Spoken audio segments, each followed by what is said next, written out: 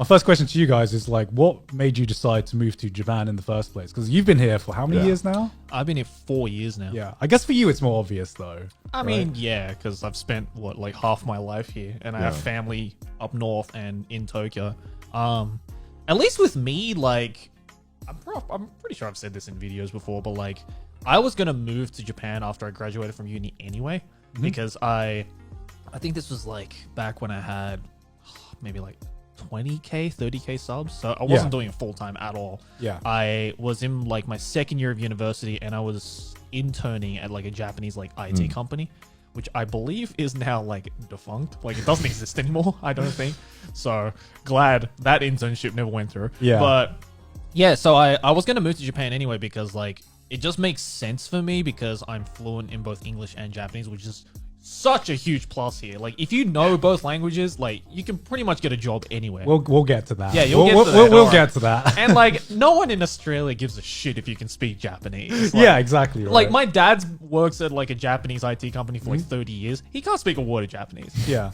It's because no one in the office can speak Japanese, right? But here, it's like, if you can speak English, you can do business with anybody. Yeah. Exactly. In or out of Japan. So it just was like a natural process for me to like, okay, I get my paper, I work at like some fucking IT company in Japan, and then we're all good. So yeah, it's funny because I reckon one of the few industries where Japanese can be super important is anime and manga, right? Yeah, exactly. I mean, well, you maxed out your luck there. Yeah, exactly. So like either way, like it was just a natural like path for me to like move here. Yeah. But you know, instead of doing that desk job that I had set my plans on, YouTube for me blew up like in my third year of uni when I graduated. So I was just like, all right, I'll guess I'll do this. Guess I'll do YouTube for as long as I can, and then you're still doing it. I'm still doing it. Somehow I'm still doing it. I know, it's crazy. The story of, or I guess like the original plan that was brought up to you guys about moving here was like a year ago? Yeah, because I wanted to move here for a while. I remember like since we first met each other and since my first trip to Japan, I was like, I could really see myself living here. This is not like the typical weeb kind of fantasy. I actually never had that. I was I remember back in the day when it was like mid 2000s. Like the weeaboo dream was to live in Japan and work in the anime industry. It was just like a fucking dream that nobody had ever proven, or so it was just that weeb dream. But I never really wanted that. I was like, I'm happy with a normal career. I'd never really fantasized about going to Japan. But I remember the first time I came here, it was so eye-opening for me, because it was like, when that feeling when you're like, man, this country just works in a lot of ways, and it's to do with my job. So I'm like, this could be a really good opportunity for me. I definitely felt the same thing with how I thought about Japan. I couldn't have cared less about living here. And I thought people who were learning the language at the time, I was like 15, 14. I was like, that's kind of cringe, bro. But like now that I've actually started to learn it. I regret it so much. I regret that like I didn't learn any, because I could have been like a few months ahead at least, right, of learning the language. I wish I was more weeaboo. Like now that the cringy weeaboo phase is over, I wish I was that cringy weeaboo, because that would give me so much more of an advantage now that I'm here in Japan. Yeah, like, exactly. And a part of me, I remember when I used to think that way, like anyone who's learning it, it's just like, wow, it's so sad. You're never like actually going to learn it. But like, to be fair, if you're learning anything, any other kind of language, especially if you only speak one, I think that's like, good on you. Like, better yourself, like who gives a shit. And I really regret that I thought that everyone who's learning Japanese because of anime is pathetic. But then again, I was like an edgy teenager, right? And we all think that. And like you said, I had no intention or want to live here. I was pretty content in the UK. And even when I visited here, I thought, wow, this is an amazing place to come visit, right? But I don't think I was still sold yet on moving here, because I think, I don't know about you guys, but I really like need friends. And I was like, I need that social interaction. I'm not speaking for every weeb, but I do need like to have friends that I like see often. Otherwise, like I really get like upset. Like you're like the antithesis of every weeb. Yeah, like I need to socialize, or it really starts to take a toll on me. And I was just like, I really like worried that I wouldn't be able to have a good social circle or meet people. But, Yeah. I mean, luckily that hasn't been the case. But Because I guess the big difference between you and me is that I've already, like, before Japan, I'd already lived in Thailand for a good, like, 3 years. So I had experience moving to a different country and finding new friends. And to me, it was like, okay, I'm just starting the process all over again. And it's just a new adventure, I guess. Yeah. So it was a lot easier for me to decide, hey, I'm gonna move to Japan. I guess the biggest thing that's, made me think is that, do I really want to go through this process again? How long do I see myself actually living here? Yeah. And to me, it was like, this is the last big move I'm going to do before I kind of start to think about that's crazy. Staying in one place instead of just flying to different countries every few months, which is what I was doing before. Yeah. But anyway, cycling back to the Japan stuff, when in your timeline did you get, like, I guess, presented with the idea or the offer of moving? Like, when was that? Or do you remember the date-ish? I can't remember the dates. The exact time and location, like roughly. When was it for you? Because if you I know remember- that you had, like, the offer had been presented itself to you before me, and I think it must have been like in either like February, March-ish. This was like, I remember it was like 3 or 4 months before AX. I know that. Yeah, when I remember it was like at least a year ago when I heard about it. Yeah. So it was, I guess from the timeline where it came up to me knowing it was a possibility to me actually like finishing the move, it was probably like like 7-8 months. Oh yeah, it's been well over a year for me. Because I knew that you knew before me. So yeah, how it happened for me was I remember I was just sitting in a Bookwalker meeting and we were just talking about, I can't remember, some random stuff about what Bookwalker, wants to do in the future. Yeah. And then the person who I was talking to, which is, can I mention your name, Maylin? I'm not gonna throw you on the bus. I will. So Maylin, who is basically our manager, all our managers now, she basically just asked me, have you ever thought about moving to Japan?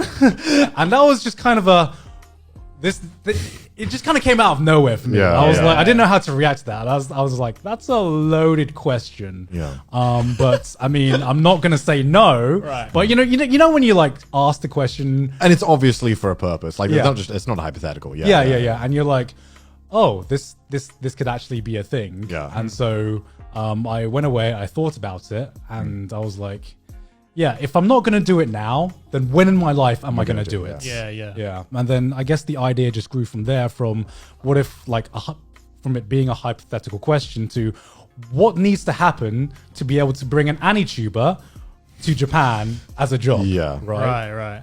And so that started my whole process. When did you hear about it? Yeah, I think it must have been around March or February. I'm not 100% sure.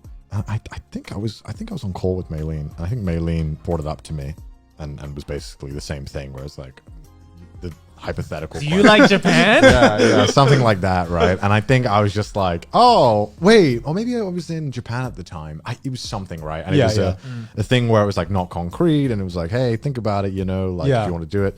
And then I think 2 or 3 months later, it became a bit more serious of like, okay, do you want to do it? I think, was that similar thing to you? Yeah, exactly. I think we had time to think about it, and then seriously they asked us. Yeah, and it went from a hypothetical to, this is actually happening. I'm moving to Japan, and this because I don't think I ever spoke to you about your thoughts on it. Maybe I might have at the time, but I can't remember. But were you like, from the first time you got heard or you were given the offer, were you gonna take it, or? Yeah, I think I was. I think I was always going to take it. I think because I'd wanted to move to Japan for a while, even if it was for a little bit. Yeah. Hadn't really put much thought into how long I wanted to stay here, but I was thinking, hey, you only get this chance once in your life. I wanna like, if I hated it, then great. At least I've done it, right? Yeah.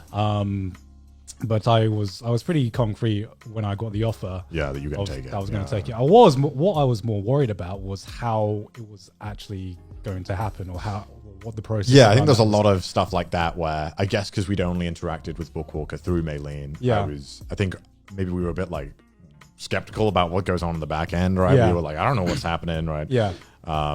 but they're great, by the way.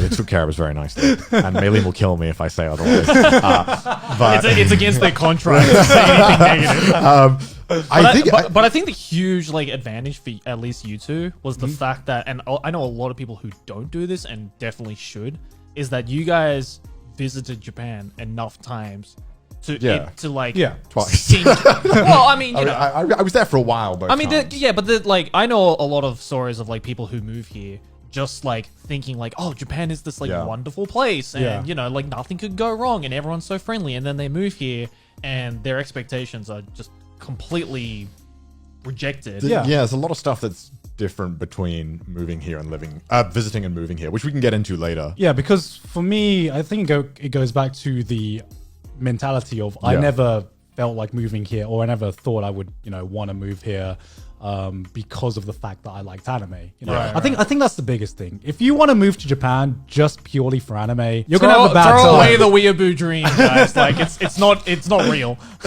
Like honestly, there's probably worse reasons, but it's probably one of the worst ones. Like for me, in terms of my exposure to anime, it hasn't actually increased too much compared to when I was living in Thailand, because there is like a massive anime fandom in Thailand and just like Asia in general. Yeah. So unlike like there's a big difference between like say England to Japan, but from Thailand to Japan, I still have to watch anime online subbed because you can't watch it on TV because I don't understand it yet. So, and even if you did, the schedule of airing is so I'm not going to stay up till 3 a.m. to watch a episode. Like it's just not worth it. Exactly. It kind of like reminds me of like old cartoons broadcast schedule, right? Like it's just all over the place, repeats constantly. Like it's weird. Yeah. Anyway, I think when I was presented with the offer, I didn't initially I wasn't that keen on it, mainly because I didn't really know anything. And I when someone's like, hey, do you want to come here to this country? It's like, okay, I mean, Japan's cool, but I literally don't. Yeah. I literally don't know anything. Yeah. I think over time, especially when I found out that you were going to go 100%, I think that was like, all right, well, at least I have, my boys here. So if I do get lonely, we good. But I mean, meeting friends wasn't a problem anyway, but I think it is scary though. It is. Like it the is. thought of it. Yeah. I think that's something I'll go into later with like what I think is important when you move here. And then it just got to the point where I had nothing better going on. And people gave me so much shit for saying that in my video, by the way. I got Oh really? Yeah, I literally said in my video, I said I just had nothing better going on. That's why I moved here. And people think that like I'm being like nonchalant or joking. Like I didn't. Like when you're a YouTuber, you don't have anything to do other than YouTube and hang out with your friends and do whatever you need to do to be happy. But I literally had nothing better going on. So I'm like, in my head, there's no reason why I wouldn't take this, because it gives me a purpose to just better myself as a person. I get to learn new things, get to meet new people. I mean, that's a huge reason why I moved as well, is because like in Australia, like, what are you doing? Like, right. It's like, I had like great friends, from uni and high school who I would hang out with every now and then. Right. Yeah. And like, I had places to go to. Yeah. But it wasn't exciting anymore for me. Like it was just routine. And like, that's how it is. I hate getting into routine with anything. Right. So I was like, I mean, I haven't, like, yes, I've spent half my life here, technically, but I haven't really, like, gone out to, like, fully explore the country. And even 4 years later, I'm nowhere near close to exploring this place. Yeah. Like, there are so many more places I want to go to. I still haven't left Tokyo.